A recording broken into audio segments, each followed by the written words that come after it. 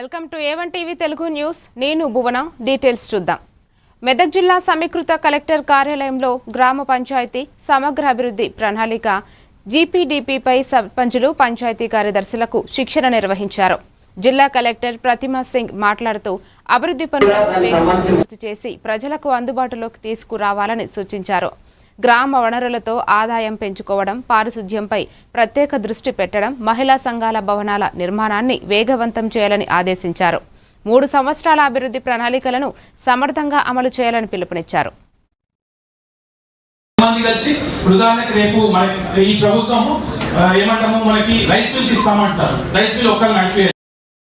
మనకి ఏంది సోలార్ వచ్చేస్తున్నాయి, బస్సులు వచ్చాయి, పెట్రోల్ బంక్లు వచ్చాయి.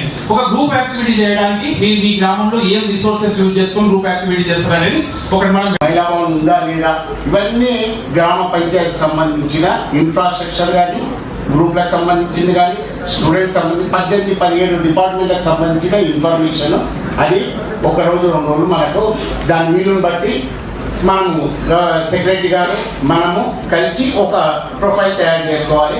It comes under proforma 1. Compound wall కానీ, మనకి అంగన్వాడీ సెంటర్ కానీ దీంతో పాటు ఇంకా కొత్త రకంగా మనం ఏమేం బిల్డింగ్ కానీ ఏమేం వర్క్ టేకప్ చేసుకోవచ్చు ఈ స్కీమ్ కింద, అది మీకు డీటెయిల్గా చెప్పడం జరిగింది. సో ఇక్కడ సెక్రటరీస్ ప్లస్ సర్పంచెస్ కి పిలిపించాల్సిన ఉద్దేశం అది, సో దట్ అందరికీ క్లారిటీ ఉండాలి. బికాస్ కొంతమంది సర్పంచెస్ వచ్చినాక జీపీ బిల్డింగ్ అడుగుతున్నారు, కొంతమంది అంగన్వాడీ సెంటర్ అడుగుతున్నారు.